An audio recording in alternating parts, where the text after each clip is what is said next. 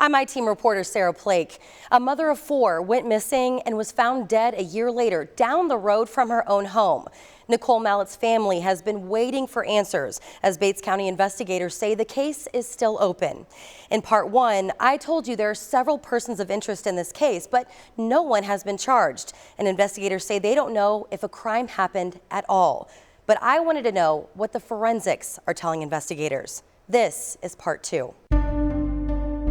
Nicole Mallatt was one of the sweetest people they've ever met, those closest to her tell us. She endured some setbacks in her life, but they say her kids were the most important thing in the world to her. She was the epitome of like the best mother ever, I give her credit for being the kind of mom that I am today. Nicole's death haunts her family and friends. I think a lot of people know what happened to my daughter. 2 days before Thanksgiving 2019, Nicole left the home she shared with her longtime boyfriend, Brad Shreve, in rural Bates County. The sheriff said she went to hang out with her ex-husband, Richie Mallatt. Richie told investigators he dropped her off down the road from her house, but she never came back. Her shoes, phone, and bag were found about a week later along the creek down the hill from the house. Nicole's remains were eventually found a year later on the side of that same creek. The Bates County Sheriff's Office told us that Brad and Richie are persons of interest, as well as a couple more people within their circle. The sheriff says they treat death investigations like a homicide unless proven otherwise. According to the medical examiner's reports, this area right here is where Nicole's remains were found. 2 questions remain. How did she get out here, and how did she die?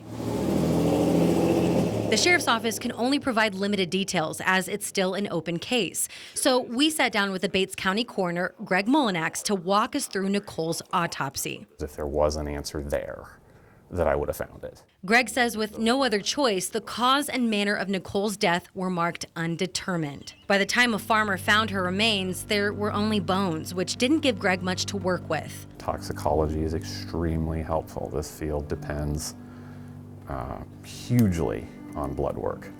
Didn't have any blood in this Didn't case. have any blood. Yeah. How does that limit you? Hugely. It leaves questions permanently unanswered. Greg sought help from a forensic pathologist in KCK and a forensic anthropologist with Washburn University in Topeka. They concluded that Nicole's remains were in a wet environment for some time and eventually settled into a depression in the dirt on the side of the creek and stayed there. They concluded her remains were there for less than 18 months, which matched up to how long she was missing. They couldn't see any evidence that anyone dug a hole or buried her there. She was in a place that doesn't make sense.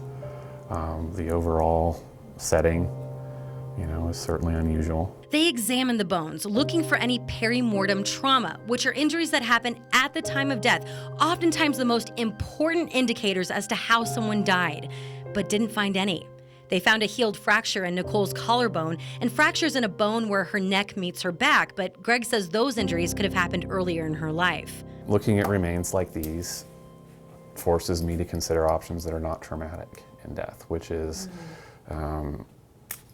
hard to conceive based on where she was found and what we know of circumstances. Nothing else on her body told you anything? Not a thing.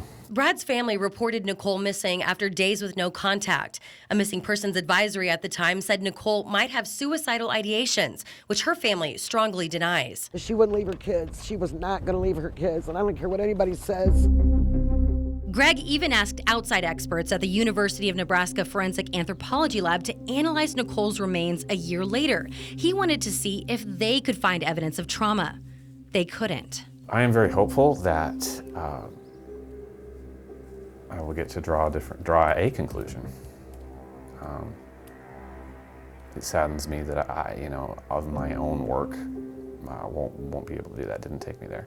So I do hope that the rest of the story is told. Her loved ones might have more answers today if Nicole was found sooner. It makes me sick because I was so close to her. This is where Nicole's body was found, not even 600 yards away from the property where she lived. Teams of people searched all throughout that area back when she first went missing. Our specialty is is on the diving end of it in the water searches. Dan Ledoux's diver team with the Newton County Rescue and Recovery was one of the search crews. Bates County called them in to search the creek on December 4th, 2019, because Sheriff Chad Anderson said a cadaver dog picked up on a scent at the edge of the water. They said, this is where we think. We've got some evidence here that shows us this might be a place. Dan says they searched for hours for 2 days. His divers are experienced. He says he only puts the best people into the water. I've got a lot of confidence that she was not in the area that they had us search. They weren't instructed to search the whole creek. Dan gave us his crew's location, and it was just a little further north from where Nicole was found. It's at that time that Sheriff Anderson believes Nicole was in the water, possibly hung up in the many tree branches and roots. Had she been found sooner, would that made a difference? It very well potentially could have. I don't know what else we could have done short of a miracle. That thought eats away at Nicole's mother every day. How horrible is it for them kids to know that their mom's body was laying practically right next door to them for a year? And it still hurts Nicole's friends, who say the world lost a good person when she died. She never judged anyone for anything.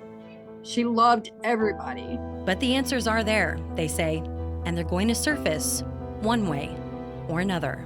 Just lay her to rest and then let her kids have some peace and maybe let her kids see what really happened. I can't help her. Just already gone. Nicole Mallatt's story does not end here. Investigators likely have more information that they can't share with the public right now. But this case is still open. They still need to figure out what happened to Nicole. If you have information that could bring a resolution to this painful story, call the TIPS hotline. And if you have another piece of the story you think I should investigate, please reach out. Sarah at kshb.com. For the I-Team, I'm Sarah Plake.